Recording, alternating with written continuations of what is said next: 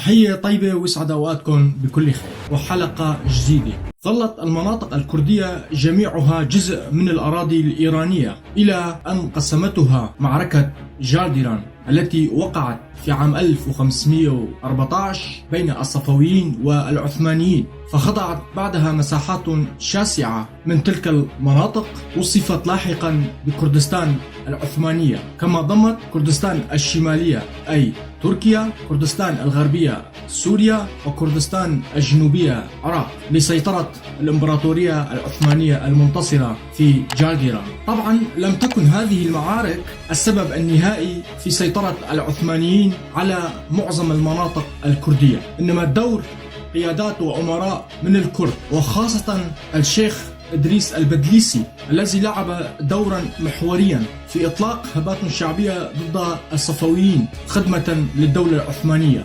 ظلت كردستان الشرقية ضمن الأراضي الإيرانية أي ما بعد المعركة، لكنها بقيت في صدام مرير مع الدولة الصفوية في بدايات تأسيس هذه الدولة التي كانت تسعى إلى فرض مذهب شيعي بالقوة، وبالذات في عهد مؤسسها الشاه إسماعيل الأول. إن العلاقة التناحرية بين الكرد والصفويين غرزت بذور القومية في الوجدان الكردي بإيران. تاريخيا لم تعترف إيران بخصوصية العرق الكردي، وهو ما طمح إليه الكرد في إيران كما في الأجزاء الكردستانية الأخرى، لكن للكرد الإيرانيين تجربة تاريخية محدودة في إقامة حكم مستقل، ألا وهو دولة مهابات التي لم تدم طويلا، لكنها كانت كافية لتلهم الشعور الكردي عامة والكرد في إيران خاصة بالاستقلال. نشطت الدعوة القومية الكردية في عام 1920 على يد إسماعيل خان سمكو مؤسس هذه القومية في إيران، إلا أن جهوده قضت عليها السلطة المركزية الإيرانية بعد أن استعادت قوتها في العهد البهلوي الأول بقيادة رضا خان الذي حكم من عام 1925 إلى عام 1941، الذي ركز على إحياء الهوية الإيرانية الفارسية وبسط سيطرته القوية على كافة أنحاء إيران تقريبا. ولد شكاكي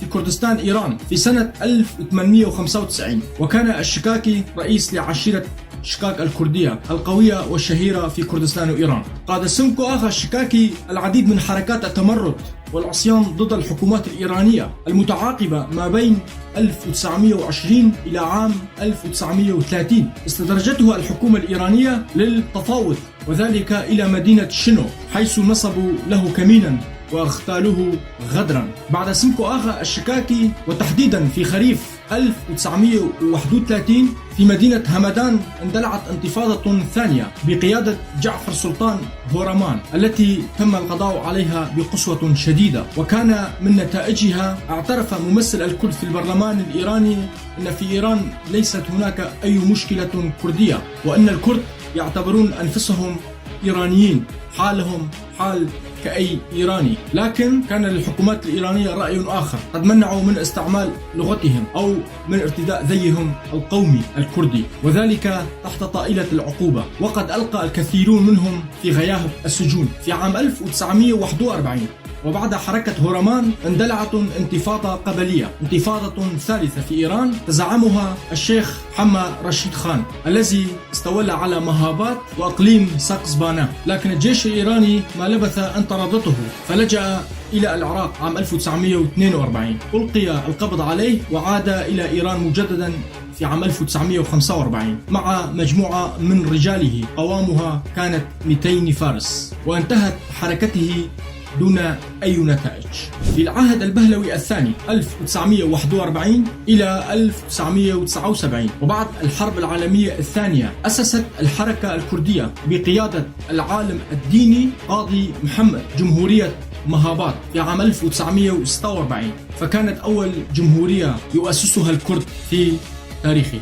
جمهورية كردستان أو جمهورية مهابات تأسست في 22 يناير من عام 1946 في شرق كردستان برئاسة القائد الرمز قاضي محمد والثائر الكردي والأب الروحي للشعب الكردي وللحركة التحررية الكردستانية ملا مصطفى البارزاني، واتخذت من مدينة مهاباط عاصمة لها، وبقيت لأكثر من 11 شهرا. طبعا تم القضاء على هذه الجمهورية الفتية بمؤامرة دولية بضغط من نظام الشاه على الولايات المتحدة الأمريكية، والتي بدورها ضغطت على الاتحاد السوفيتي، وكان ذلك كفيلا بانسحاب السوفيات من الأراضي الإيرانية، مما هيأت للحكومة الإيرانية الأرضية لإسقاط الجمهورية.